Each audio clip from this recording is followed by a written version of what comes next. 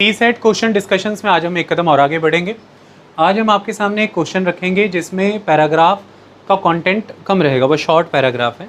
इससे ये भी पता चला कि एग्जामिनर इस एग्ज़ाम में भी अच्छा खासा स्पेस आपको ऑफर करता है कि आपका टाइम कहीं ना कहीं रीडिंग कॉम्प्रिहेंशंस में जो कंज्यूम हो रहा है कुछ क्वेश्चंस में वो सेव भी हो जाए। लेकिन पैराग्राफ छोटा होने का मतलब ये नहीं है कि क्वेश्चंस बहुत ही स्ट्रेट और बहुत क्विकली हो जाने वाले हैं ईज़िली।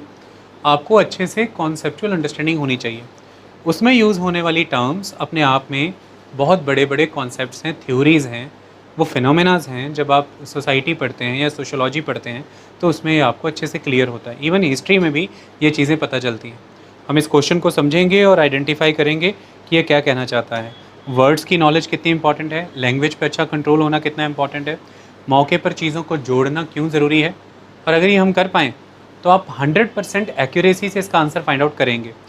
पेपर 2 के reading comprehensions general studies paper 1 के क्वेश्चंस की तरह इस मैनर में नहीं है कि वहाँ पर आपके सामने क्वेश्चन आता है, आंसर आपको अपनी नॉलेज से करना है। लेकिन यहाँ पर आपके सामने क्वेश्चन एक बॉडी ऑफ कंटेंट के रूप में आता है। There is a matter which is given already. यहाँ पे आपको अपनी नॉलेज को यूटिलाइज करना है उस गिवन बॉडी में से आंसर फाइंड आउट करने के लिए। तो ये प्रूवन, ये वोकल मैनर में एक फाइंडिंग एक्सरसाइज होती है कि चीज़ें आपको ढूंढनी है इसमें से। इसलिए इसमें 100% एक्यूरेसी अचीव करने के पूरे चांसेस होते हैं अगर आप प्रॉपर इसका तरीका समझ जाएँ अटैम्प्ट करने का। तो अगर 25, 26, 27, 28 या जितने भी 29 या 30 कॉम्प्रिहेंशंस आ रहे हैं, आप अगर प्रैक्टिस कर लें और टाइम प्रॉपर दें, आप 100% एक्यूरेसी इसमें अचीव कर सकते हैं, क्योंकि इसमें body of content is already given. You have to find out the answer. For that right reading, right assessment and right application of your knowledge is required. अगर ये होता है, आंसर आपके सामने है, आ जाएगा। ओके और कहीं पर भी कोई दोहरा विचार नहीं। आपका आंसर और एग्जामिनर का आंसर कभी वेरी नहीं करेगा, क्योंकि चूक कहीं ना कहीं हमसे हो रही होगी कि हमने शायद असेसमेंट गलत की, रीडिंग गलत की और हमारी नॉलेज की एप्लीकेशन गलत की। अगर वो तीनों सही हो जाएं तो आंसर हमारा और एग्जामिनर का मैच करेगा। आंसर वही है जो फैक्चुअल बात है, जो सही है। हमारे सामने वही फिर से यहाँ पर first part of the question, second part of the question and third part of the question. तो 3 सेगमेंट्स में आपके सामने यहाँ पर क्वेश्चन है। हम पैराग्राफ बाद में पढ़ेंगे, हम पहले वहीं पर आ जाते हैं। नहीं, 4 पार्ट्स हैं, सॉरी, हम वहाँ पर आ जाते हैं। Question is with reference to the above passage which of the following statement is और आर करेक्ट। हमने समझा था हम कैसे सॉल्व करेंगे। हमने पहले क्वेश्चन रीड कर लिया। अब हमारे सामने 2 स्टेटमेंट हैं, पूछा गया है इनमें से कौन सी करेक्ट है। हम पहले स्टेटमेंट्स पढ़ेंगे, फिर हम क्वेश्चन की तरफ जाएंगे। सबसे पहला स्टेटमेंट है conventions are the sources of rights of man. जो कन्वेंशंस होती हैं वो लोगों के अधिकारों का, जनमानस के अधिकारों का स्रोत होती हैं। तो सबसे पहली चीज़ हमारी लैंग्वेज पे कमांड होनी चाहिए। आप जो पेपर में बैठते हैं, इंग्लिश मीडियम से अगर नहीं समझ आ रहा, कोई वर्ड एग्जैक्टली नहीं समझ आ रहा है अगर, तो साथ में हिंदी मीडियम का क्वेश्चन भी लिखा होता है, आप वहाँ से देख सकते हैं। तो statement 1 is conventions are the sources of rights of man. ये रैशनली लॉजिकली स्टेटमेंट करेक्ट लगती है कि कन्वेंशंस सोर्स होती हैं राइट्स ऑफ मैन का। उदाहरण के तौर पर हम इसको अगर समझें कन्वेंशंस, देखिए हम किसी भी सोसाइटी में, हमने सोसाइटी के लेक्चर्स, हमारी प्लेलिस्ट हमारे चैनल पे अपलोडेड है फोकस IAS पीसेस इंस्टीट्यूट पे। उसमें सोसाइटी के देयर आर 115 को लेक्चर्स, उसमें इन टर्म्स को बहुत डिटेल में एलैबोरेट किया है और कॉन्सेप्ट समझाए हैं। देखिए कोई भी सोसाइटी है, उस सोसाइटी में उस सोसाइटी का कल्चर क्या है, कस्टम क्या है, इस चीज़ को ध्यान में रखते हुए सर्टेन नॉर्म्स बनाए जाते हैं। सर्टेन नॉर्म्स बनाए जाते हैं। हर सोसाइटी की अपने कल्चर और अपने कस्टम के मुताबिक कुछ नॉर्म्स, कुछ वैल्यूज़ होती हैं और हर इंडिविजुअल से ये एक्सपेक्टेड होता है कि वो उन नॉर्म्स को फॉलो करे, उन वैल्यूज़ के मुताबिक ज़िंदगी जिए। ये जो मैंने कहा कि एक्सपेक्टेड होता है, ये हम एक्सपेक्ट किस बेसिस पे करते हैं? उस सोसाइटी में जन्म लेने वाले हर इंडिविजुअल या कहीं से भी उस सोसाइटी में आके रचने बसने वाले हर इंडिविजुअल के बिहेवियरल पैटर्न में ये चीज़ें इनग्रेन की जाती हैं, उसमें डाली जाती हैं, उसको इन्हीं चीज़ों के साथ इवॉल्व होने दिया जाता है, बड़ा किया जाता है। इसमें बड़ा रोल प्ले करती हैं सोशल इंस्टीट्यूशंस, और सोशल इंस्टीट्यूशंस में सबसे पहली और बहुत ही इंपॉर्टेंट इंस्टीट्यूशन होती है द फैमिली। फैमिली ही आपको आपके सराउंडिंग्स के रिगार्डिंग नॉलेज डेवलप करने में हेल्प करती है, आपको डिफरेंट आइटम्स में मीनिंग डेवलप करना सिखाती है। इसे सोशलाइजेशन का प्रोसेस कहते हैं। एक स्टेज के बाद फैमिली लिमिटेड हो जाती है, इसी सोशलाइजेशन के प्रोसेस को आगे बढ़ाने के लिए एक्सपर्ट्स इंस्टीट्यूशंस की ज़रूरत पड़ती है और उन्हें हम एजुकेशनल इंस्टीट्यूशंस कहते हैं। वो आगे जा कर के आपको यही सारी नॉलेज इम्बाइब करके देते हैं कि आप अपने सोसाइटी में और बहुत सारी चीज़ों में आप मीनिंग डेवलप कर पाएँ। तो कुल मिलाकर के जब हमें ये सब सिखाया जाता है तो हमारा एक सेट ऑफ बिहेवियर डेवलप किया जाता है। हमें हमारे बुज़ुर्गों के प्रति कैसा व्यवहार रखना है, बच्चों के प्रति कैसा व्यवहार होना चाहिए, हमारे साथियों के प्रति, शिक्षकों के प्रति कैसा व्यवहार होना चाहिए, हमें पब्लिक प्लेसेस में कैसे बिहेव करना है, प्राइवेट स्पेस में कैसा बिहेव करना है, फैमिली में कैसा बिहेव करना है। ये सारी चीज़ें जो हमें सिखाई जाती हैं हमारे सोसाइटी के नॉर्म्स हैं। ये हमारी सोसाइटी का वैल्यू सिस्टम है जो हमारी सोसाइटी कल्चर कस्टम पे डिपेंड है। तो ये जो सब हमसे एक्सपेक्ट किया जा रहा है, ये जो हमें समझाया जा रहा है, ये जो हमें सिखाया जा रहा है, ये सारा प्रोसेस ये हमारे समाज की परंपराएं हैं। ये हमारे समाज की परंपराएं हैं, कन्वेंशंस। हमारे सोसाइटी कन्वेंशंस हैं, हमारी परंपराएं हैं। तो इसीलिए आप कभी भी देखेंगे, कोई टीवी सीरियल्स देखते हैं आप, कोई मूवीज़ देखते हैं या कभी भी देखते हैं, तो किसी परिवार का कोई एक बुज़ुर्ग किसी भी नए सदस्य को कहता है कि ये तो बेटा परंपराएं हैं, आपको ये माननी होंगी। हमारी परंपरा है कि हम अतिथि को देव मानते हैं, अतिथि देव भव। तो अब आप ज़रा थोड़ा इस पर आकर के थोड़ा सा इमेजिन करिए इस चीज़ को। हम जब ये कह रहे हैं कि भारतीय समाज की ये परंपरा है, इट्स अ परंपरा कि वो अतिथि को यानी कि गेस्ट को वो देव भव मानता है, देव तुल्य मानता है। तो सबसे पहले अतिथि के वो कोई ना कोई राइट्स एंश्योर कर रहा है। मतलब अतिथि के कुछ अधिकार हैं कि वह अतिथि आपसे आतिथ्य प्राप्त कर सकता है और आप अतिथि को आतिथ्य दे रहे हैं, उसे ग्रहण करना है कि नहीं। तो अतिथि को आपने क्लियर कर दिया पहले ही कि आप अतिथि हैं, आप अतिथि हैं, आप इस घर परिवार के फैमिली मेंबर नहीं है, यूर अतिथि।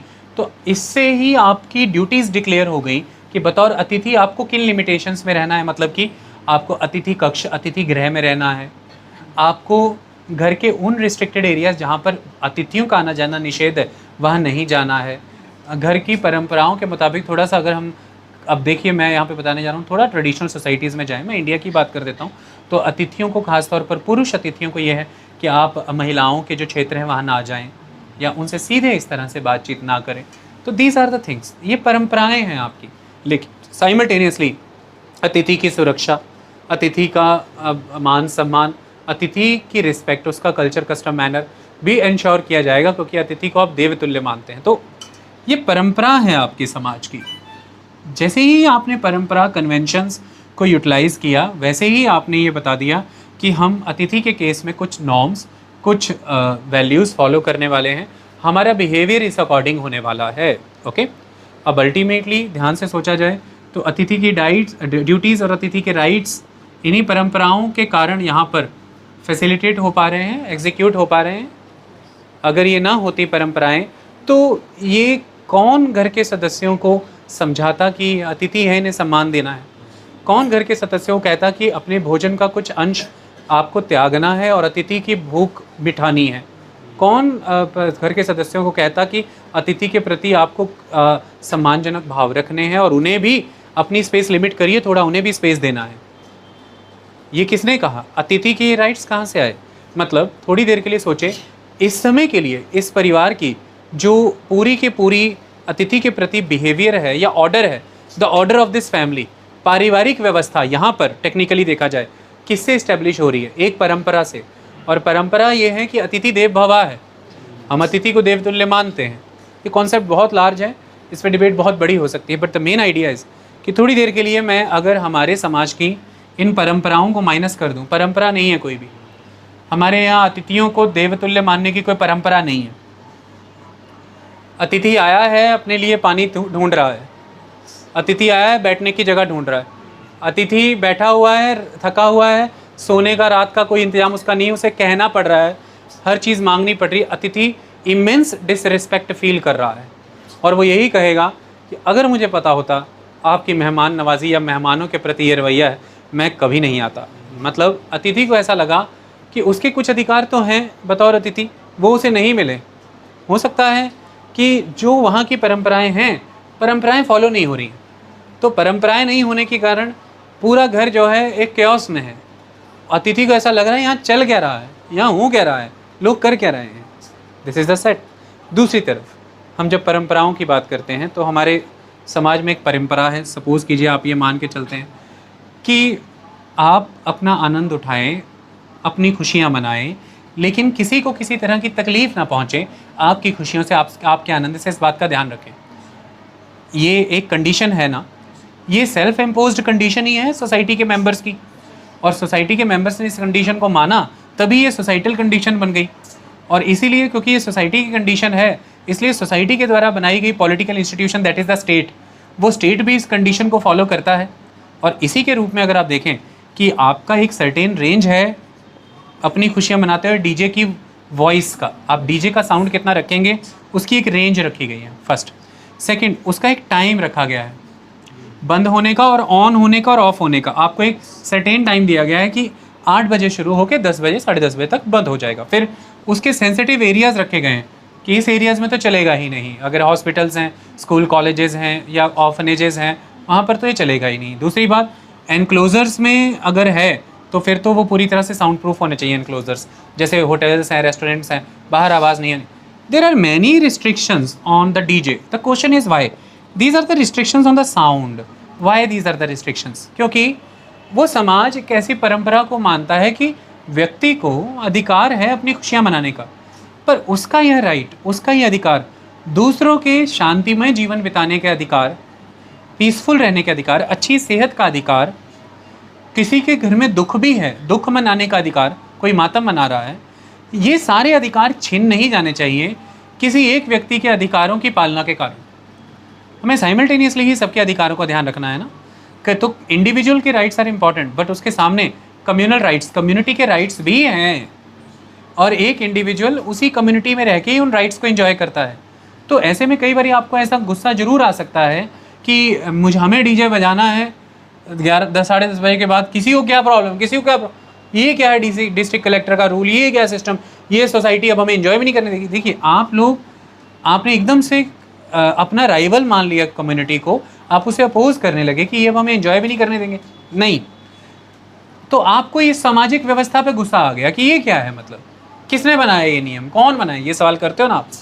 टेक्निकली आप ये सोचो कि इसी व्यवस्था के कारण आप बचे हुए हैं। मैं आपको बताता हूँ आप कैसे बचे हुए हैं, ध्यान से समझिए। देखिए अगली सुबह आप ही के बच्चों को स्कूल जाना है, और उस स्कूल के बाहर एक स्पीड लिमिट मेंशन है 15 या 20 किलोमीटर्स। वो अगर समाज फॉलो नहीं करेगा, आपके बच्चों की लाइफ रिस्क पे है।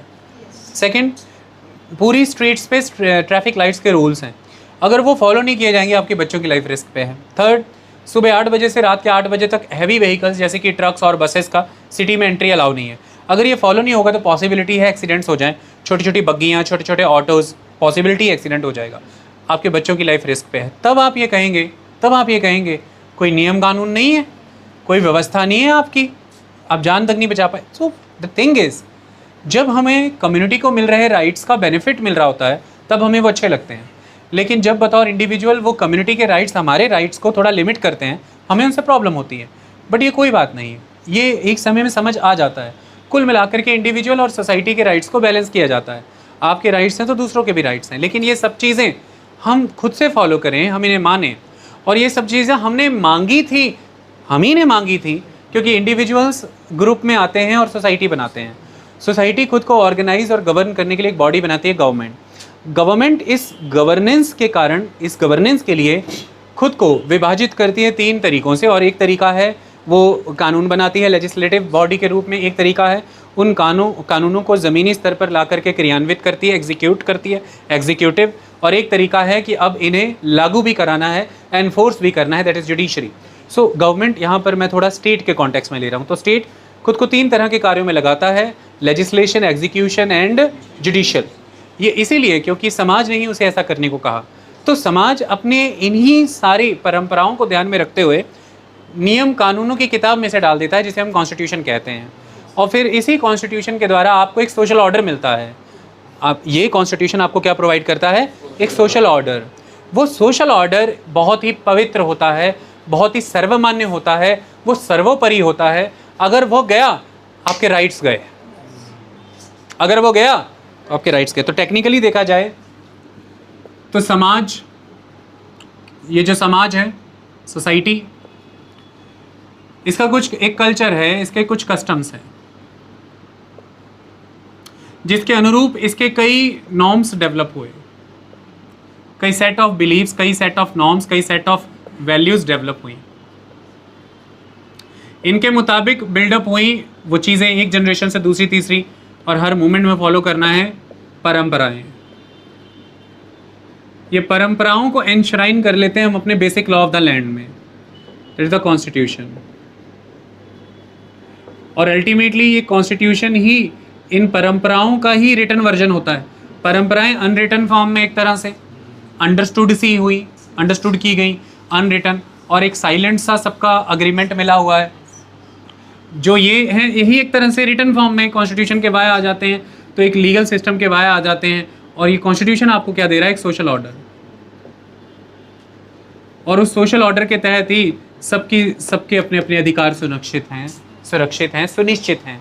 दे are secure and they are insured. Okay, so technically these things are very important. अगर हम हमारे समाज में, हमारे देश में इन परंपराओं को ख़त्म कर दें, आप बहुत जल्दी अपने देश के कॉन्स्टिट्यूशन को बदल देंगे, क्योंकि इन्हीं हमारी परंपराएं ही हैं जिनसे पता चलता है कि इंडिया के कुछ बेसिक प्रिंसिपल्स हैं, देयर आर बेसिक फीचर्स।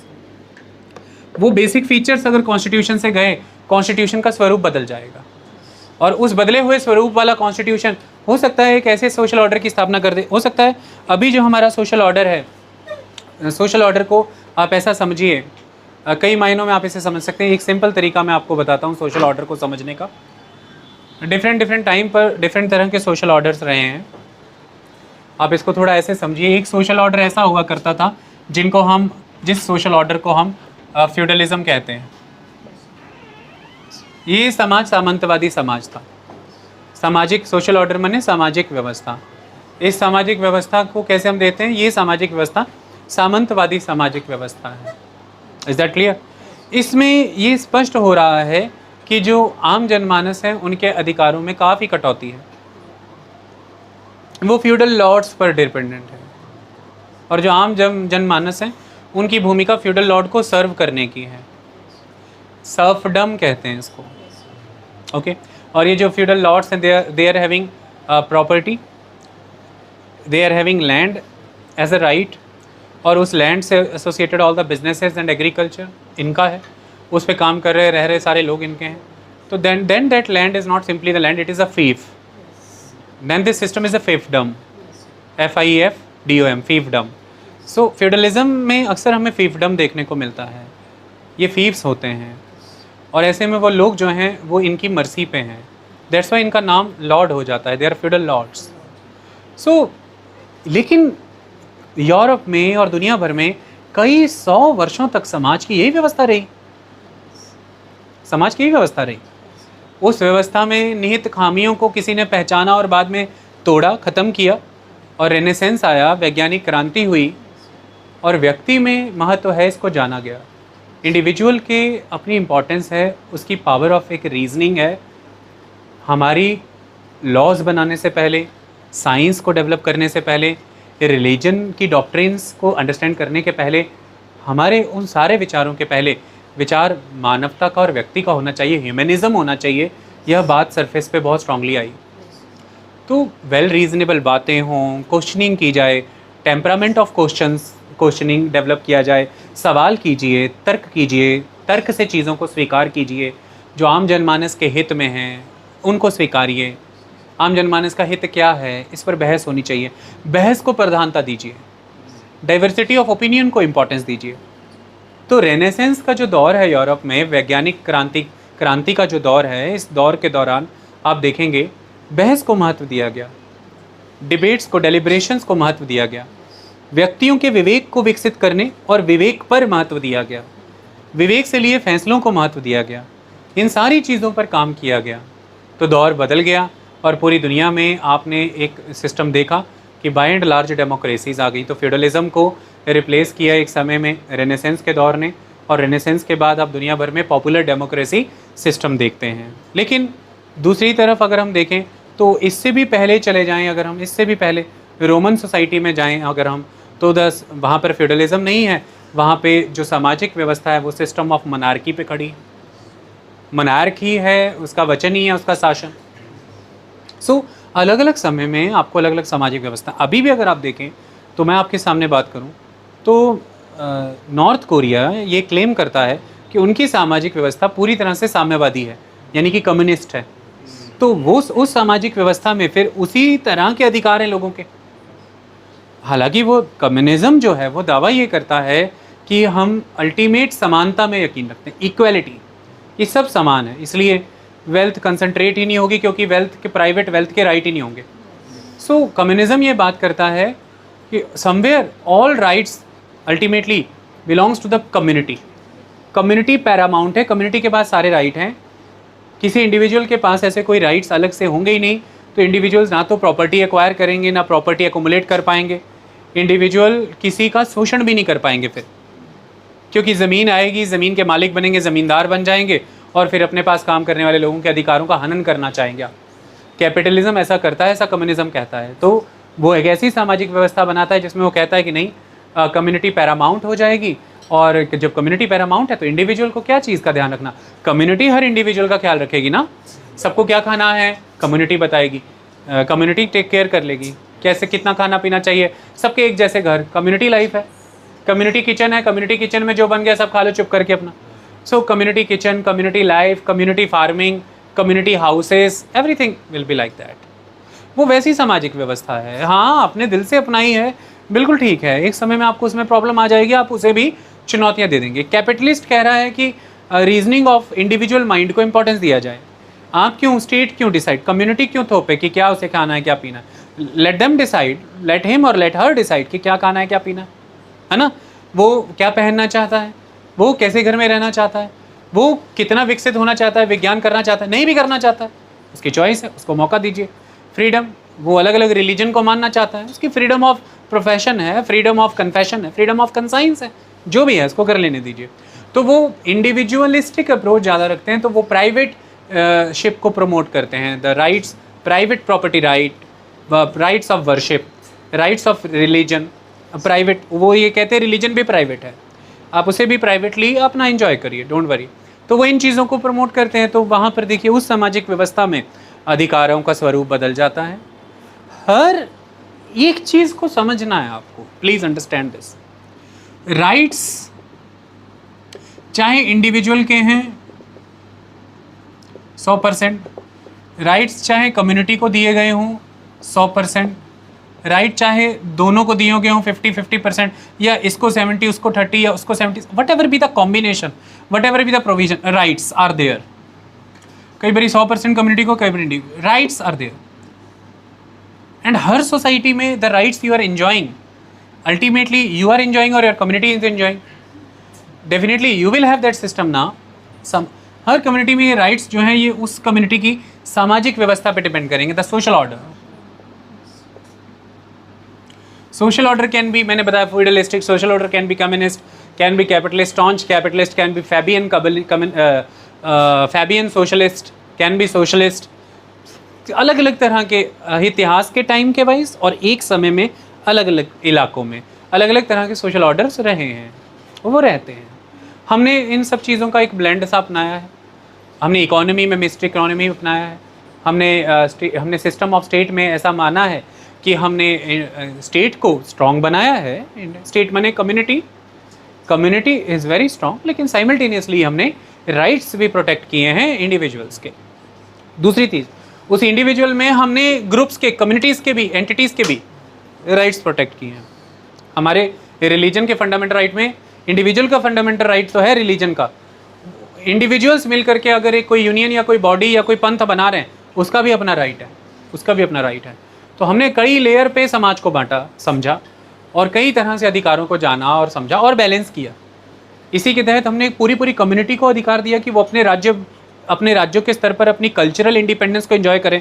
हमने भाषा के आधार पर राज्य बनाए, पंजाबी, गुजराती, मराठी बनाए कि नहीं, और उनको कई तरह के अधिकार दिए। उनकी अपनी स्टेट लिस्ट होती है, स्टेट लिस्ट में गिवन कानून उनकी अपनी लेजिस्लेचर बनाती है, उनकी अपनी पॉपुलरली इलेक्टेड गवर्नमेंट होती है। मतलब सांस्कृतिक तौर पर जितनी आज़ादी समाज को चाहिए राज्यों के स्तर पर वो भी दी गई है, फिर इंडिविजुअल के तौर पर जो आज़ादी आपको चाहिए वह भी दी गई है।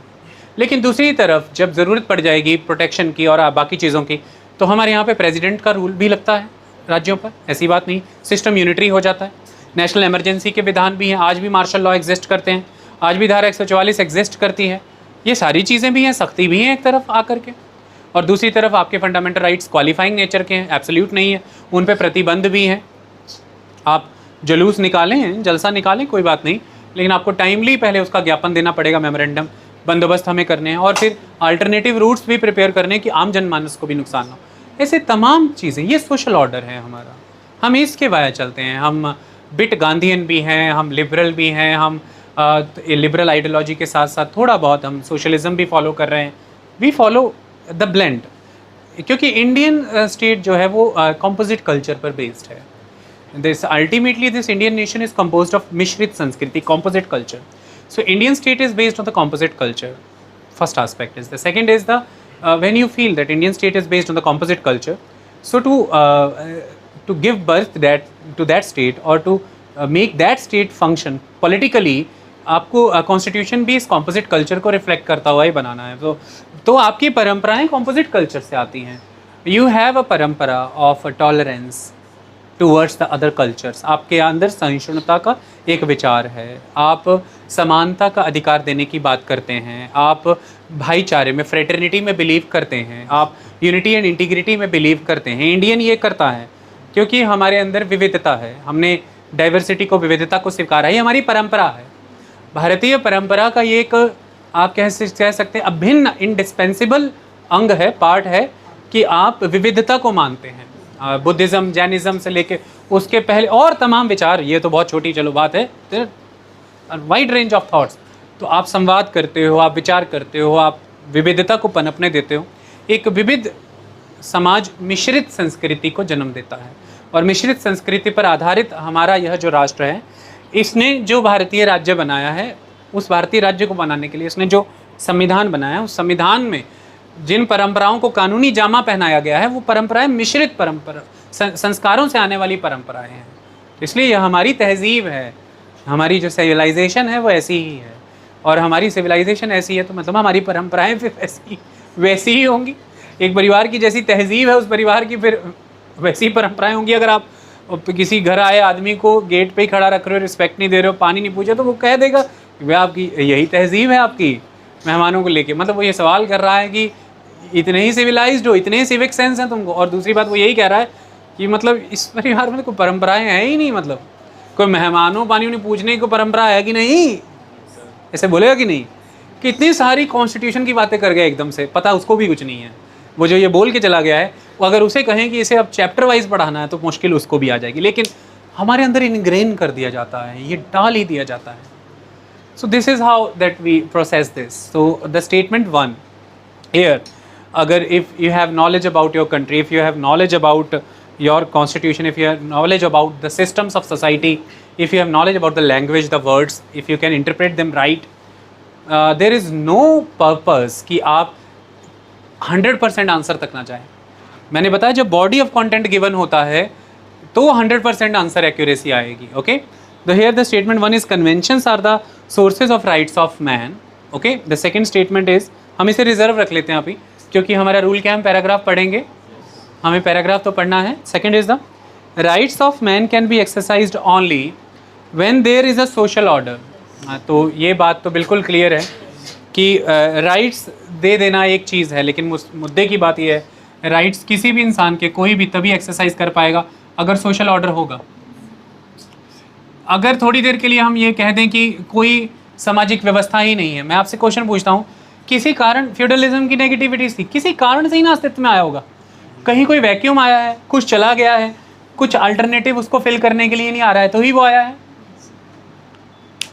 उदाहरण के तौर पर आप एक सफ़र पे अकेले जा रहे हैं, आप एक सफ़र पे किसी गार्डियन के साथ जा रहे हैं, अब बहुत अच्छे आपके परिवार के हैं, भगवान ना करे रास्ते में कुछ हो गया उनको, अब आप गार्डियन लेस हैं, लेकिन द नीड इज़ कोई ना कोई गाइडेंस चाहिए।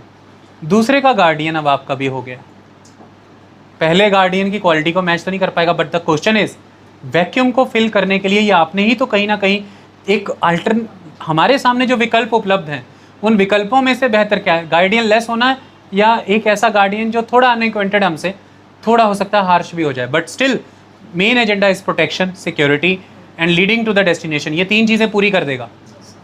सोसाइटी नरभक्षी नहीं हो जाएगी, स्टेटलेस नहीं हो जाएगी। You need some sort of order, organisation, you need some sort of state, व्यवस्था चाहिए आपको। वैक्यूम में तो नहीं जी सकते। स्टेटलेस होके तो कोई किसी घर में घुस जाएगा, कोई किसी की इज्जत उतार देगा, कोई किसी की धन संपत्ति लूट लेगा, कोई किसी घर को जला देगा, कोई किसी का अनाज लूट लेगा। ऐसे स्टेटलेस होंगे, या कोई एक आदमी एकदम से खड़ा हो कि थोड़ी मेरी मन मर्जी चलेगी, थोड़ी, पर ऐसी नहीं, थोड़ी, थोड़ा मैं अनाज ज़्यादा ले लूँगा तुमसे, थोड़े मेरे भी काम कर देना घर के, लेकिन वादा है सुकून की नींद सोओगे तुम। किसी की हिम्मत नहीं है कि तुम्हारे घर में कोई घुस जाए, तुम्हारी संपत्ति, तुम्हारे परिवारजनों को कोई आंख उठा करके देख ले, और विदेशी ताकतें तो तुम्हें छू नहीं सकती, मैं पूर्ण सुरक्षा दूंगा, तो आप कहेंगे 2 मुट्ठी अनाज ज़्यादा देके, थोड़ा तुम्हारे घर में काम करके, और ये सब करके अगर शांति से सो रहे हैं, जीवन यापन कर रहे हैं, ठीक है, तुम ही आओ भाई। स्टेटलेस तो नहीं चल सकते। तो वैक्यूम को फिल किया होता है। जिस समय में यूरोप में डार्क एजेस आई और ये फेडरलिज्म एग्जिस्टेंस में आया, उस समय का विकल्प यही बन रहा था, अपनाया। अब बाद में समाज ने से पलटा भी। तो थोड़ी देर के लिए आप समझिए इस बात को कि मेन एस्पेक्ट इस कि अगर आपको राइट्स एक्सरसाइज करने हैं, ये हो ही नहीं सकते अगर ऑर्डर नहीं होगा। क्योस होगा तो कैसे होगा? मैं आपको एक बात पूछता हूँ, जजेस कोर्ट में या पार्लियामेंट में स्पीकर ऑर्डर ऑर्डर क्यों कहते हैं? शांत करो। किसी एक की बात सुननी है तो दूसरों को चुप होना ही पड़ेगा। जब सारे एक साथ बोल रहे हैं मतलब ऑर्डरलेस हो गया। ऑर्डरलेस मैनर में तो एक भी नहीं बोल पाएगा। Some form of order you need कि किसी को तो सुना जा सके, तो दैट ऑर्डर इज रिक्वायर्ड। एक समय में कोई भी एक सामाजिक व्यवस्था तो चाहिए। अब वो कैसी है, अच्छी है बुरी है, उसकी समीक्षा कर लो, बाद में करो, उसे अच्छा और बना लो, 100% प्रो पीपल बना लो, जैसी तुम्हारी चॉइस है करो। और हज़ारों साल लगे हमें ऐसा करने में, पॉपुलर डेमोक्रेसीज की तरफ आने में। बट किसी भी, हम हज़ारों सालों में पॉपुलर डेमोक्रेसी की तरफ आए तो हमने आज से 4000-5000 साल पहले एक व्यवस्था रखी, द सोशल ऑर्डर नंबर 1। कुछ सोशल ऑर्डर था तो उसी में प्रोग्रेस करेंगे ना। अगर होगा ही नहीं कुछ तो प्रोग्रेस किधर करोगे? उसकी खामियों को दूर किया, सोशल ऑर्डर नंबर 2 पे आए। उसकी खामियों को दूर करने की बजाय हम गिर गए और सोशल नंबर ऑर्डर 1 से भी नीचे आ गए। There is still social order number 0। फिर हमने कुछ खामियां शुरू की, सीख की, ठीक की, सीधे हम सोशल ऑर्डर नंबर 3 पे आ गए। 1-2 से भी अच्छे करते करते हम सोशल ऑर्डर नंबर 4 पे हैं, पॉपुलर डेमोक्रेसीज। इसे भी तो रोज बेहतर कर रहे हैं कि डेमोक्रेसीज को और बेटर कैसे बनाया जाए। आज हमने हमारे कोर्ट कॉम्प्लेक्सेस को डिजिटलाइज किया, उनकी लाइव स्ट्रीमिंग होती है वहाँ से, हम ये कर रहे हैं। जुडिशरी पर सवाल भी उठाए जाते हैं, आप उसको और बेटर कर रहे हैं। हम जुडिशियल अपॉइंटमेंट्स पर डिस्कशंस कर रहे हैं आज की डेट में। हम प्रेशर ग्रुप्स को कैसे और मजबूत बनाया जाए, इस पर बात कर रहे हैं। हम पार्लियामेंट्री डेमोक्रेसी को और स्ट्रेंथन करने, कॉन्स्टिट्यूशनल मोरालिटी को बढ़ाने की बात कर रहे हैं। एवरी डे हम अपने लोगों को एजुकेट कर रहे हैं अपने देश के पॉलिटिकल सिस्टम को लेके। हम साइंस एंड टेक्नोलॉजी को बढ़ावा दे रहे हैं, तो हम कंटिन्यूटी में लगे तो हैं डेमोक्रेसी को और बढ़िया बनाने। So the thing is, social order बनाने भी पड़ते हैं और उन्हें फिर मेंटेन रखना पड़ता है। जैसे आप अपने शरीर को मेंटेन रखने के लिए खाना पीना खाते हो, दवाइयाँ देते हो, वैसे तो हम मेंटेन रखने के लिए भी काम कर रहे हैं और इम्प्रोवाइजेशन पे भी काम कर रहे हैं। तभी रिसर्चेज कराई जाती है, तभी खर्चा दिया जाता है पीएचडी का और बाकी चीज़ों का, तभी लोकमत कराए जाते हैं, जनता संग्रह होता है हर बार। तो इस तरह से सोशल ऑर्डर वाज रिक्वायर्ड, उस पर बेटरमेंट होती रहती है समय टू समय, कई बार गिरावट भी आ जाती है। सो कुल मिलाकर के ये तो बात फैक्चुअल है कि राइट्स एक्सरसाइज करने के लिए order we need, that social order we need, एक व्यवस्था वी नीड। उसी में ही ये इंश्योर होगा कि ये इसका इतना स्पेस है, ये उसका उतना स्पेस है। अदरवाइज़ तो किसी का कोई स्पेस नहीं है, अदरवाइज़ तो किसी का कोई स्पेस नहीं है। मैं इसको फाइनल उदाहरण के साथ कंप्लीट करता हूँ। सपोज कीजिए ये बोर्ड है, तो आज मैं आपको एक बात सिखाता हूँ, इस चीज़ को हमेशा दिमाग में फिट कर लेना आगे के लिए।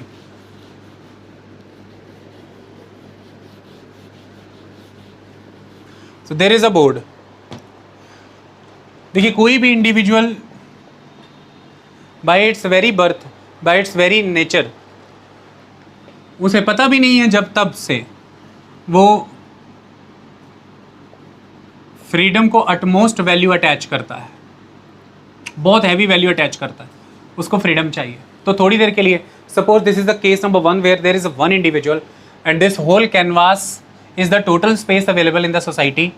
ये पर्सन इज पूरे the total space of freedom, it's a total space of freedom available in the society. तो ये बाय डिफ़ॉल्ट ही इस पूरे इंडिविजुअल का हुआ ये पूरा कैनवास, ये पूरी फ्रीडम इसकी है। और ये जो सोचे, ये जो खाना चाहे, ये जो पहनना चाहे, ये जो बोलना चाहे, ये जो करना चाहे, ये पूरी स्वतंत्रता इसकी है। इस पर कोई बाध्यता नहीं है, इस पर कोई लिमिटेशन नहीं है। बट द कंडीशन इज, ये अकेला है। थोड़ी देर के लिए सोचिए, क्या खाना है इसे अकेले को इंतजाम करना है, क्या पहनना है अकेले को, कैसे जीना है इस मौसम में इसे अकेले को व्यवस्था करनी है। तो बहुत ही मिनिमम लेवल पे जिएगा, किसी तरह से कह लीजिए गुजर बसर। एक इंडिविजुअल और आ गया, ये किसी तरह से इसका भी जन्म हो गया, ये भी आगे बड़ा हो गया। अब इस इंडिविजुअल को भी ये स्पेस चाहिए। Two individuals are there, so the first aspect is, क्योंकि इसके भी तो अपने विचार हैं, इसकी भी तो अपनी सोच है, और थोड़ी देर के लिए सोचे तो इन दोनों को अपना अपना स्पेस चाहिए। तो यहाँ पर एक पेड़ है, इसे भी तो उसके फल चाहिए, इसे भी तो उसके फल चाहिए, दोनों को चाहिए, क्योंकि दोनों मान रहे हैं कि मेरी फ्रीडम है, मेरी फ्रीडम है, जैसे मर्जी लेके खाऊं दोनों। तो आइडिया इज, अब ऑप्शन ये है कि इनमें कंपटीशन होगा, दे विल कम्पीट। तो एक लंबे समय तक समाज कैसे कम्पीट करता रहा? They will fight, they will fight करेंगे। इनका कहना ये होगा, we are fighting for our rights, अपने गुजर बसर को बनाए रखने के लिए, अपनी ज़रूरतों को पूरा करने के लिए। दूसरा, अब फाइट के बाद जो जीतेगा वो मास्टर हो जाएगा, जो हारेगा वो स्लेव हो जाएगा। अब मास्टर इस स्पेस में से जितना का इसके लिए डिसाइड करेगा, इसे उतना का स्पेस मिलेगा। मतलब अथॉरिटेटिव पोजीशन पे पर्सन ए है, दूसरा पर्सन किस पोजीशन पे है? रिसीविंग एंड पे। वो कौन सी पोजीशन पे है? सबमिसिव पोजीशन में, सबमिट कर गया वो। Is that clear?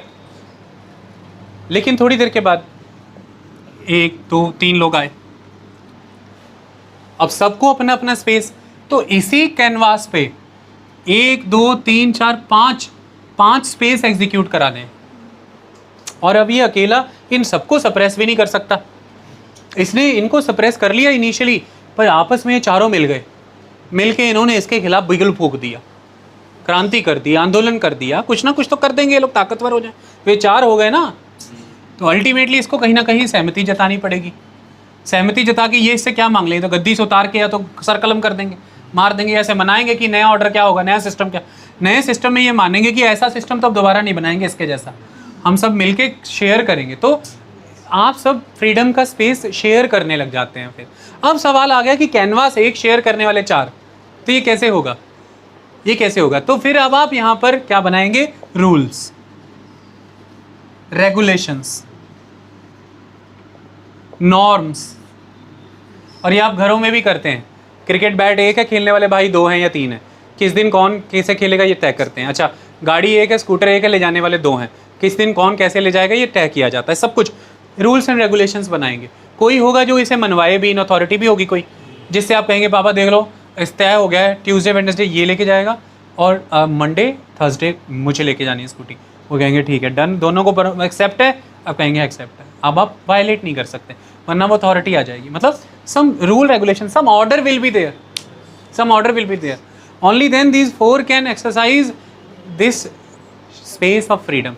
It means the rights, the freedom to express that what you want to eat, what you want to wear, what you want to speak, what you want to think, what you want to create, everything, the space you need. किससे शादी करनी है, कैसे जीवन जीना, ये सब चीज़ें space होना चाहिए। तो अल्टीमेटली अब ये स्पेस आपस में शेयर हो रहा है। यहाँ पर हमने सिर्फ कंपटीशन का रिलेशन समझा, ऐसा नहीं है, कोऑपरेशन का रिलेशन भी डेवलप हो जाता है। हो सकता है इस इंडिविजुअल को फील होता है कि मैं अकेला कैसे ही ज़िंदगी जी लूँ, अगर हम 2 3 या 4 मिल जाएं तो खेती वो कर ले, लकड़ियाँ मैं काट लाऊँ, पशु वो पालन कर ले, मिट्टी का बर्तन वो बना ले, और ये आर्ट एंड क्राफ्ट का काम करे, ये औजार बनाए। फिर एक ही 5 लोगों के इस समाज में हर आदमी बेस्ट लाइफ जी रहा है, क्योंकि बाकी के 4 जो पैदा कर रहे हैं वो इस 5वें को मिल रहा है, सारे अपनी चीज़ें शेयर कर रहे हैं। तो इसलिए जब इंडिविजुअल सोसाइटी में रहते हैं उनमें कुछ मीनिंगफुल एक्सचेंजेस होते हैं। उन मीनिंगफुल एक्सचेंजेस का होना बहुत ज़रूरी हो जाता है, क्योंकि इसी से कोई भी एक इंडिविजुअल बेस्ट मैनर में लाइफ जी पा रहा होता है। और उन मीनिंगफुल एक्सचेंजेस को करने के लिए, फैसिलिटेट करने के लिए आपको उनके दायरे परिभाषित करने पड़ते हैं। That space you need to explain, that is required. Is that clear?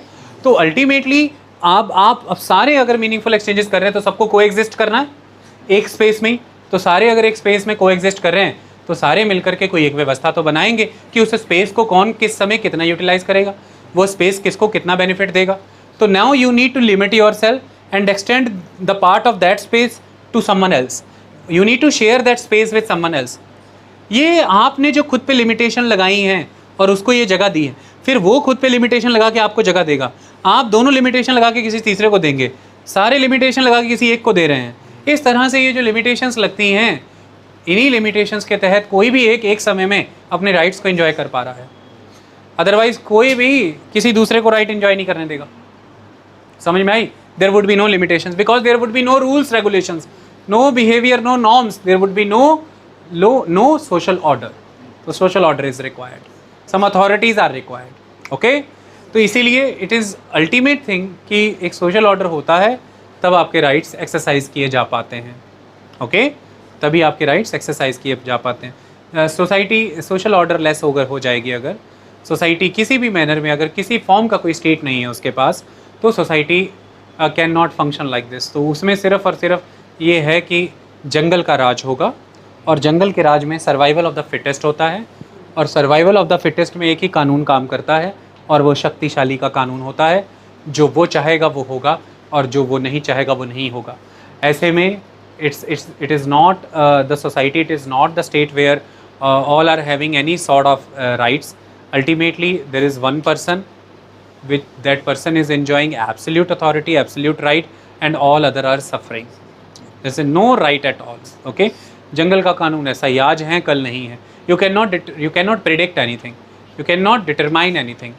social orderless society ऐसी होती है, you cannot predict। आज की डेट में you can predict being a stranger. अगर आप इज्जत से किसी का डोर नॉक करते हो, आपको क्या लगता है चपेड़ पड़ेगी आगे से? आपको पता है कि मैंने पहला तरीका अपना लिया हमारे समाज की परंपरा का। वो परंपरा क्या है? इज्जत से किसी का डोर नॉक करो, देर रात शिखर दोपहर को मत करो, बहुत अर्ली मॉर्निंग मत करो। तो आज खोलते ही सॉरी आपको डिस्टर्ब किया, टाइम है आपके पास 2 मिनट, आपसे कुछ पूछना था। अगला कहेगा हाँ जी चलिए बताइए क्या बताना, ये थोड़ा एड्रेस समझना था आपसे, तो वो बता देगा। जो भी you can predict the outcomes पहले ही, आप उसके बिहेवियर को पहले ही जांच पा रहे हैं। लेकिन वहीं जब आप लोग एक स्ट्रेंज सोसाइटी में चले जाते हैं, बिल्कुल स्ट्रेंज एटमॉस्फेयर में, वहाँ क्यों आप लोगों की सिट्टी पिट्टी गुम हुई होती है कि पता नहीं अगला क्या बोल दे, पता नहीं अगला क्या बिहेव कर दे, पता नहीं अगला क्या रिस्पॉन्स कर दे। तो अब मैं आपसे एक बात पूछता हूँ, यही शिष्टाचार लेके किसी जानवर के पास जाना, उससे कहना एक्सक्यूज़ मी मैं आप पे बैठ जाऊं, तो जो घोड़े की तुम्हें टांगें पड़ने वाली हैं वो फिर तुम्हें याद रहेंगी, क्योंकि वो तुम्हारे सोशल ऑर्डर का पार्ट नहीं है, वो तुम्हारी परंपराओं को नहीं जानता कि इसने इज्जत से अप्रोच किया है तो इज्जत से रिस्पॉन्स। वो है एक जानवर, वो मालिक को जानता है, वो हाथों के स्पर्श को समझता है, वो आवाज़ को जानता है, सिर्फ सामाजिक चीज़ों को नहीं जानता, व्यवस्था विधि विधान परंपराओं को वो नहीं जानता है। उसकी सिर्फ और सिर्फ ट्रेनिंग की जा सकती है। आई बात समझ में? इस तरह से ये एक इम्पॉर्टेंट सिस्टम हुआ कि सोशल ऑर्डर आपके पास है अगर, तो वो सोशल ऑर्डर के तहत आप जानते हैं कि सो एंड सो परंपराज आर वर्किंग, क्योंकि इसी परंपराओं ने एक ऐसी व्यवस्था जन्मी है। तो इस परंपरा की पालना अगर मैं करूँगा तो somewhat I will get this outcome, I will get this response. तो this predictability is very necessary in a society. Otherwise आप कभी किसी के घर नहीं जा पाएंगे, आप किसी से मिल नहीं पाएंगे, आप किसी को कभी किसी के पास पढ़ने नहीं भेज पाएंगे, आप लोग किसी के साथ आपस में मिलजुल नहीं पाएंगे। पता नहीं ना अगला जानवर क्या कर ले, उसका पता ही कोई नहीं है। इसीलिए कई बार आप देखेंगे स्कूलों में छोटी छोटी बच्चियों के साथ शिक्षक ही कई बार जघन्य अपराध कर लेते। समाज क्या कहता है? यही परंपराएं थी, ये क्या हरकत कर दी आपने। तो अल्टीमेटली अब लीगली क्राइम कर दिया उसने। तो लीगली क्राइम है ये भी किसने डिसाइड किया? आपके संविधान ने। संविधान में ये बात किसने डलवाई? आप लोगों ने, क्योंकि आपकी परंपरा में ये नहीं है। तो इसलिए बार बार कैपिटल पनिशमेंट को लेकर के आपसे सवाल भी किए जाते हैं कि क्या भारत जैसी परंपरा में आज भी मौत की सज़ा की प्रावधान आज भी है? एमनेस्टी इंटरनेशनल वाले ये लगातार पूछते रहते हैं कि आप तो विश्व की इतनी बड़ी धरोहर और परंपरा की बातें करते हो, और आज भी आप आंख के बदले आंख, नाक के बदले नाक के कानून में जी रहे हो, मौत के बदले मौत। ये एक सभ्य समाज तो नहीं करता। तो कभी भी देखना, एमनेस्टी इंटरनेशनल जो एक अंतर्राष्ट्रीय संगठन है, ऑर्गेनाइजेशन है, वो लगातार ये प्रयास करती रहती है कि दुनिया भर में कैपिटल पनिशमेंट को ख़त्म कराया जाए, मौत की सज़ा को ख़त्म कराया जाए, डेथ पेनल्टी को। और वो ये सवाल करते हैं कि ये कैसा समाज है जो इतनी बड़े रिवेंज पे जीता है, मतलब कि आँख के बदले आँख, हाथ के बदले हाथ, जान के बदले जान। ऐसा तो नहीं। लेकिन फिर हम अपने तर्क देते हैं कि हम ऐसे नहीं हैं, आँख के बदले आँख नहीं है। हम अपराध की जघन्यता को देखते हैं, हियनस क्राइम होना चाहिए। आई बात समझ में? Rare of the rarest character का होना चाहिए। हमने उसे लास्ट पॉइंट पे रखा है एज अ अल्टीमेट डिटेरेंस कि सोसाइटी में ऐसे जघन्य अपराध ना हो। हमारा समाज ये नहीं है, हम ऐसा नहीं मानते। तो दैट इज़ द थिंग। हम फर्स्ट इंस्टांस पे या इतना ईजी मैनर में नहीं, और उसके बाद तमाम प्लीज़ लगाई जाती हैं, मर्सीज़ हैं, सब कुछ है, उसके बाद आपको मौत की एक सज़ा मिल पाती है। Is that clear? ओके। सो इसलिए डेथ पेनल्टी जो है वो रेयरेस्ट ऑफ रेयर के लिए रखी। हमारी परंपराएं ऐसी हैं, तो समाज जो है वो अपनी परंपराओं के अनुकूल चलता है, और क्योंकि समाज को परंपराओं के अनुकूल चलना है, तो इसलिए अब समाज इसकी मैनिफेस्टेशन किसी न किसी प्रोविज़न या किसी न किसी संस्थाओं के वाया करेगा, और वो मैनिफेस्टेशन होती है वाया द सोशल ऑर्डर, क्योंकि फिर सोशल ऑर्डर ही सारे इंस्टीट्यूशंस को बनाता है और कंट्रोल करता है उसी मैनर में जैसा सोशल ऑर्डर चाहता है। तो इसलिए फिर सोशल ऑर्डर हैं तो आप अपने अधिकारों का लाभ उठा पाते हैं, क्योंकि आपका सोशल ऑर्डर आपकी परंपराओं से, और परंपराओं की परिधि में ही आप सबकी अपनी अपनी जिम्मेदारियां और आपके अपने अपने अधिकार शामिल होते हैं। Is that clear? तो अब जो लोग, ये कई बारी सामने आता है कि आंसर्स कंफ्यूजिंग होते हैं पैराग्राफ के, प्रिसीजन से आप नहीं आंसर, ऐसा कैसे हो सकता है? आपके पास बॉडी ऑफ कंटेंट गिवन है, आपके पास अपनी खुद की पढ़ी लिखी नॉलेज है, और जनरल स्टडीज़ पेपर 1 का ही एक्सटेंडेड वर्जन है पेपर 2 CSET, उसके कॉम्प्रीहेंशन। अब हम आपके सामने ये पढ़ते हैं, आप थोड़ा सा देखिए। स्टेटमेंट 1 थी, the conventions are the sources of the rights of man, the first and second, rights of man can be exercised only. यहाँ पर वर्ड ओनली, ये ओनली वर्ड यहाँ पर ये छोड़ने वाला नहीं है, ये बात सही है, ये बात सही है यहाँ पे। That rights of man can be exercised only when there is a social order, जब जहाँ पर सोशल ऑर्डर होगा। इतना ही समझाने पर आपको ये 2 स्टेटमेंट कितनी प्रिसीजन में क्लियर हो रही हैं। अब इस तरह से एक्यूमुलेटेड नॉलेज यहाँ चलेगी, पर GS पेपर 1 की तरह, CSET 1 की तरह ऐसा नहीं है कि उसी पे बेस्ड होली आंसर देना है, नहीं, यहाँ पे फाइंड आउट करना है। बॉडी ऑफ कंटेंट तो गिवन है। अब हम आते हैं हमारे पैराग्राफ पे। हमने दोनों स्टेटमेंट कंसिडर कर ली। हम तो यहाँ पे आपको पेपर अटेम्प्ट करने का तरीका बता रहे हैं, 100% एक्यूरेसी कैसे अचीव हो ये पता करा रहे हैं। इसलिए इतना एक्सप्लेन करना पड़ता है, इसलिए कि आपको पता चले कि ये क्वेश्चंस को अप्रोच करने के लिए पढ़ने की और कितनी ज़रूरत है, और हमारा पढ़ा लिखा कैसे काम आएगा, और पढ़ा लिखा मौके पे अप्लाई कैसे किया जाता है। लेकिन एग्जाम में तो ये सब आप सेकंड्स में परफॉर्म करेंगे, क्योंकि 1 सेकंड में आप समझ जाएंगे। ये सारी बातें जो मैंने समझाने में टाइम लगाया, अगर प्रोसेस करनी होती तो ये तो बहुत सेकेंड्स का काम होता है, ये टाइम नहीं लेता। अब आ जाते हैं ऊपर हम, तो ऊपर लिखा है the social order is a sacred right. तो जो सोशल ऑर्डर है वो एक सेक्रेड राइट है, अपने आप में एक पवित्र अधिकार है, एक पुण्य अधिकार है, एक सेक्रेड राइट है। The social order is a sacred right which is the basis of all other rights. जो अब कई बार ऐसा होता है कि आप ये कह सकते हैं ये सोचने की ज़रूरत नहीं है, हम पैराग्राफ पढ़ के आंसर देंगे। वहाँ पे फिर वो सिचुएशन आती है कि कुछ पैराग्राफ सही होंगे, कुछ गलत होंगे। हमारा एजेंडा क्या है? हम प्रिसीजन से, एक्यूरेसी से परफॉर्म करें, ताकि हम 100% कॉम्प्रीहेंशंस करके आएँ, है कि नहीं? 66-67 स्कोर चाहिए आपको पेपर 2 में, और इस बार 29 कॉम्प्रीहेंशंस थे। 29 कॉम्प्रीहेंशंस अकेले ही 72.5 मार्क्स देते हैं, और अगर आप कंफर्टेबली टाइम दें 1 आवर 15 मिनट्स या 20 मिनट्स के बीच में ये सारे के सारे पैराग्राफ कर जाएँ, रेस्ट 30 से 40 मिनट में आप थोड़ा और मार्क्स सिक्योर करने के लिए आप कुछ रीजनिंग से क्वेश्चन कर सकते हैं, दैट्स ऑल। बट द शर्त इज़ आपके वो पैराग्राफ एक्यूरेसी में जाए। एक्यूरेसी में जाने के लिए डाउट का कोई स्कोप नहीं है। डाउट का स्कोप नहीं रखने के लिए आपकी खुद की नॉलेज वहाँ अप्लाई होनी जरूरी है। ओके, सो वो कह रहे हैं कि the social order is a sacred right which is the basis of all other rights. सही है। नेवरदलेस, लेकिन this right does not come from nature. ये राइट, ये जो सोशल ऑर्डर एक सेक्रेड राइट है, ये आप मुहारे नहीं आता। ये ऐसा नहीं है कि सीधे सीधे प्रकृति से, ये कोई प्राकृतिक अधिकार के स्रोत के रूप में नहीं आ रहा है कि ये अपने आप से एग्जिस्ट करे, ऐसा नहीं है। इसके लिए हमें हायर लेवल ऑफ थिंकिंग्स पे जाना होता है। सोसाइटी में देयर आर पीपल जो अपने इनर थॉट्स को रिफाइन करते हैं, प्रोसेस करते हैं, और उन रिफाइनमेंट से जो आउटकम्स निकलती हैं उनके बेसिस पे सोसाइटी में कुछ नियम बनाते हैं।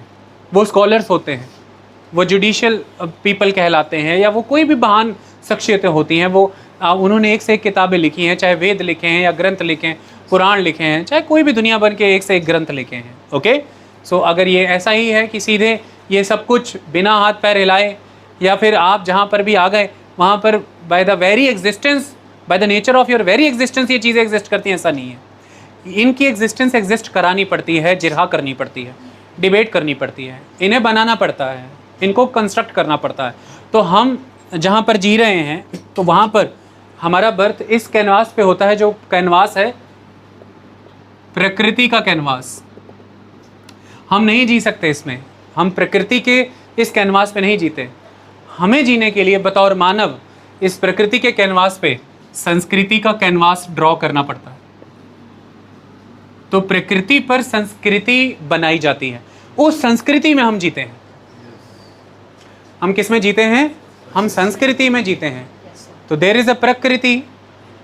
इसीलिए आप देखेंगे तो वैदिक पीरियड में एक कॉन्फ्लिक्ट बहुत स्ट्रांगली दिखाया गया है। वो कॉन्फ्लिक्ट क्या है कि देयर आर पीपल, मैं उनकी सभ्यता या जीवन शैली पर सवाल नहीं उठा रहा हूँ, मैं तो मेटाफोरिकली आपको दिखाने की कोशिश कर रहा हूँ कि suppose this is the reason, प्रकृति, दिस द प्रकृति, there are people living very much associated in a form which is very crude, very raw. It's very near to Prakriti like form. The people, the forest dwellers.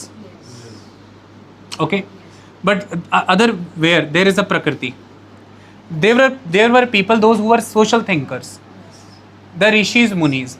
अब वो क्या करते हैं? वो इन सारी बातों पर बहुत गहर चर्चा करते हैं।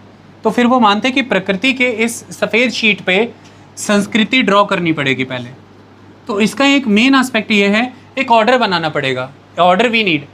कौन उस ऑर्डर को चला सकता है? कौन उस ऑर्डर में सबका पार्टिसिपेशन ले सकता है? कौन उस ऑर्डर को प्रिजर्व रख सकता है? ऑर्डर किस मैनर का होना चाहिए? ऑर्डर का नेचर क्या है? सब कुछ डिसाइड करने के लिए क्या कराएंगे? यज्ञ। तो वो ऋषि मुनि कस्टोडियन ऑफ यज्ञ बनते थे। लेकिन कोई आएगा, कोई व्यक्ति, कोई राजा या कोई और, जो जिम्मेदारी उठाए यज्ञ करवाने की, कंप्लीट संपन्न कराना होगा। उसके लिए यज्ञ में अनेकों प्रकार की चीज़ें लगेंगी। समाज की सहभागिता के बिना ये हो नहीं पाएगा। तो कोई भी है, आगे आओ, बताओ समाज से कितना अर्जित कर सकते हो? तो समाज से सब अर्जित किया जाता है। उस लोग उसकी बात मानते हैं सारे। फिर सबको उस यज्ञ में सम्मिलित होना, आना है, आओ। फिर यज्ञ से जो निकलेगा वो सब में बांटा भी जाएगा उस हिसाब से। तो ये फिर अल्टीमेटली एक नियम है, वेदिका बनेगी, एक ऑर्डर है, कितने लोग उसका यज्ञ करेंगे, कौन कौन उसमें आहुतियाँ देगा, किस किस को आहुतियाँ दी जाएंगी, कौन देव किस कार्य के लिए जाना जाता है, वहाँ पे डिसाइड होगा। तो ज़मीन पे भी कार्य डिसाइड होंगे। सबसे पहले भूमि पे कार्य डिसाइड करने के लिए ज़रूरी है कि वहाँ आसमान में कार्य डिसाइड करो। इसलिए पुरानी जितनी भी संस्कृतियाँ हुई हैं, सबसे पहले उन्होंने सारे पृथ्वी के जो कार्य हैं वो पहले भगवानों को दिए हैं, पहले उनको लगाए हैं, फिर उनकी कृपा से यहाँ पे कोई वो कार्य कर पाएगा। इसको थोड़ा ऐसा समझो। अथॉरिटी का सोर्स कहीं तो बताना ही है, अथॉरिटी का सोर्स वही है। तो पहले काम दे दो सारा इंद्र को, फिर इंद्र की कृपा से यहाँ कौन कर रहा है? ये राजेंद्र, ये राजा, ये इंद्र की कृपा है इस पे। कैसे? इसने यज्ञ परफॉर्म कर लिया, तमाम देवी देवताओं की इसने कृपा हासिल कर ली है, सिस्टम। ओके, तो अब उन्हीं की कृपा से हम ये कर रहे हैं। ये एक तरीका भी है प्रकृति को रेवरेंस करने का, प्रकृति को प्रिजर्व करने का, उनको रीबैक देने का, वापस रिवर्ट करने का। तो उन्हीं के प्रति हम अपनी कृतज्ञ भाव भी रख रहे हैं। तो कुल मिलाकर के बात यह है कि आपने यज्ञ किया वहाँ पर, तो वहाँ पर देखिए लकड़ियाँ कटेंगी, वन कटेंगे। यज्ञ में इतना कुछ डलेगा, घी अर्पण होगा, घृत डलता है, सब कुछ पशुपालन करना पड़ेगा।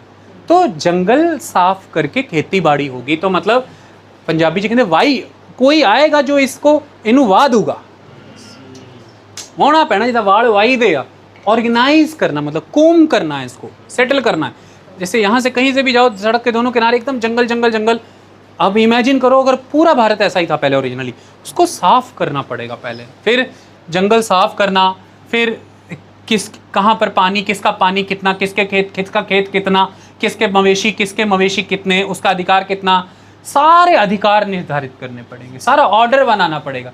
ये बंदा ऑर्डर बनाएगा जो यज्ञ करवा रहा है, जो उससे करवा रहा है वो उसका मार्गदर्शन करेगा, वो धर्मशास्त्र रचेंगे, वो उसे बताएंगे राजा का धर्म क्या है, राज धर्म क्या है, उसकी सलाह से ये करेगा, पुरोहितों की सलाह से ये सब करेगा। तो इस तरह से इस प्रकृति के कैनवास पे संस्कृति ड्रॉ कर दी, नियम कानून, ड्यूटीज, रिस्पॉन्सिबिलिटीज, अथॉरिटीज, राइट्स। तो अब जैसे ही ये लोग इधर जाते थे, फॉरेस्ट के आगे आगे बढ़ते थे, जंगल साफ करेंगे, जंगल साफ हो जाएगा, जंगलों से इनका जीवन शैली तो जंगल से ही है, इनकी जीवन शैली जंगल में जो जल है उससे है, जंगल की ज़मीन से है।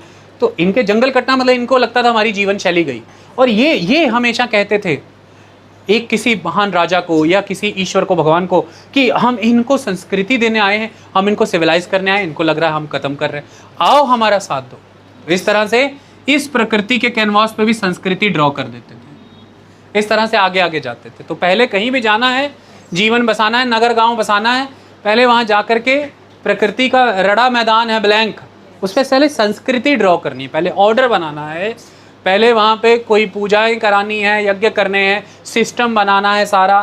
फिर धीरे धीरे करके जब नियम कानून के अधीन आ जाएगा वो क्षेत्र, फिर वहाँ पर पीसफुली लोगों को बसा देना है कि अब आ जाओ तुम लोग बस लो। फ्रंट लाइन पीपल, पहले उनको बसाना है, थोड़ा एक्स्ट्रा राइट भी दे देने हैं और उनको कह भी देना है चुनौतियाँ, अभी तुम्हारे संघर्ष भी हो सकता है, वो कहेंगे फिर भी हम यहाँ की खेती को आबाद करेंगे अपने राष्ट्र के लिए, जो भी उनका राजा है उसके लिए। फिर वो वहाँ रह करके खेती करते हैं, रोज़ आदिवासियों से मुचाइटा लेते हैं, रोज़ कुछ होता है, वो उनके मवेशी ले जाते हैं, ये उनके जंगलों में घुस जाते हैं, सब करते करते एक समय में जा करके फिर वहाँ पक्की खेती बड़ी सेटल हो जाती है, फिर पिछला समाज भी वहाँ के सेट आता है, फिर ये कोर एरिया हो जाता है।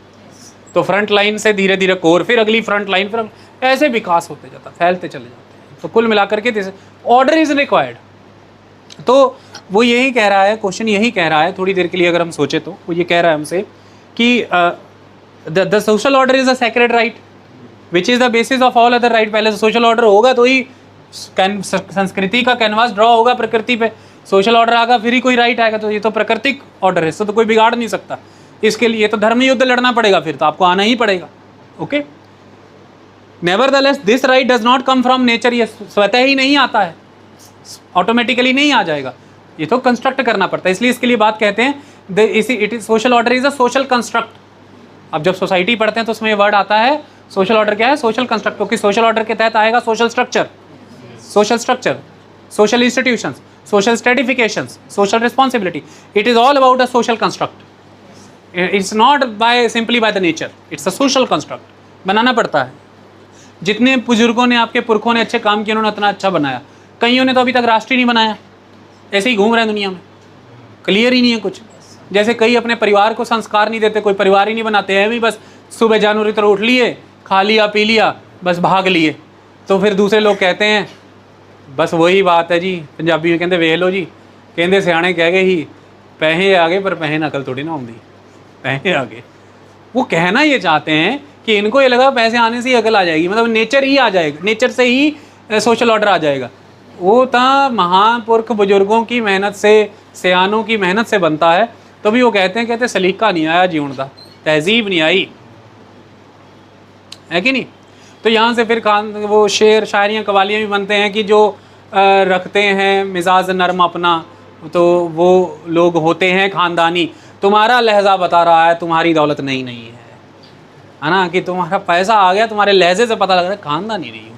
खानदानी से जो लोग खानदानी है वो नरम रखते हैं अपना मिजाज, क्योंकि वो कहने का मतलब सोशल ऑर्डर बहुत है, कल्चरली डेवलप हो चुके हैं, लोगों के अधिकारों को देख परख के चलते हैं, उनको भी उनके अधिकार देते हैं। लेकिन जो नया नया पैसा वगैरह, अबे हट, गाड़ी हटा, चल निकल, वो अजीब हरकत कर रहा है, समझ में आई। तो जैसे उस परिवार में कुछ नहीं है, वैसे ही कई बार समाज में भी कुछ नहीं होता। कई समाज है दुनिया में ऐसे पता ही नहीं कुछ। लेकिन कौन सा सोशल ऑर्डर अच्छा है, किसके मुताबिक जीना चाहिए, किसके मुताबिक नहीं, इस पर जिरहा होती रही, होनी चाहिए, आगे भी होती रहनी चाहिए, करते रहना। Okay, that's one thing. So this right does not come from nature and must therefore be founded on conventions. तो अल्टीमेटली परंपराएं हैं, कन्वेंशंस हैं, उन्हीं के अनुरूप हम एक सोशल ऑर्डर बनाते हैं। सोशल ऑर्डर सेक्रेड राइट होता है और इसी पर बेस्ड होते हैं बाकी के सारे राइट। सिंपल सी कहानी। So conventions, social order, rights. Statements पढ़ लेते हैं दोबारा। Conventions are the sources of the rights of the man, सही है, क्योंकि conventions are the source of the social order and social order is ultimately is a sacred right which is the basis of all other rights. तो statement 1 here is correct. Okay, rights of man can be exercised only when there is a social order. Yes, social order is a sacred right which is the basis of all other rights. ठीक है ना, साफ कह दिया है कि social order sacred है, only यहीं पे एब्जॉर्ब हो गया। और दूसरा, इसी के बेसिस पे बाकी सारे राइट है, तो बेसिस ही बना दिया इसलिए ओनली यहाँ पर भी एब्जॉर्ब हो गया। तो दूसरी स्टेटमेंट भी, statement 2 is also correct. So both the statement 1 and 2 correct. Okay, so option answer C is the answer, both 1 and 2. Okay, is that clear? Answer C is the answer, option C is the answer. ऐसे आपने ये practice किया अगर आप, तो problem, तो फ़ायदा क्या है, वो कहानी कि पैराग्राफ्स में कंफ्यूजिंग आंसर्स निकल आते हैं, कन्फ्लिक्टिंग आंसर्स निकल आते हैं, डाउट्स नहीं, ऐसा नहीं है, एब्सोल्यूट आंसर ही आएगा, जब भी आएगा वो करेक्ट होगा। But the thing is, reading में कमी कहीं रह गई होगी, स्टेटमेंट्स में कमी रह गई, वे गलत है शायद, है ना, पहले यहाँ से पढ़ के यहाँ फिट किया, फिर कंफ्यूज बहुत हो जाएंगे। अगर पहले पढ़ा, अब प्रोसेस करो, पहले प्रोसेस करो, फिर रीड करो क्वेश्चन, आंसर का सटीक निकल करके आएगा। Is that clear? चलिए ये सेशन यहाँ पर कंप्लीट करते हैं। अगले सेशन के लिए हम अगले क्वेश्चन रखेंगे, वो इनसे थोड़े अलग होंगे, थोड़ी सी और डिफरेंट चीज़ें बताएंगे। ऐसे ही करते करते 20-25 सेशंस हो जाएंगे, जब सारा आपका पेपर 2 का रीडिंग कॉम्प्रिहेंशन का काम कंप्लीट हो जाएगा। Okay, thank you.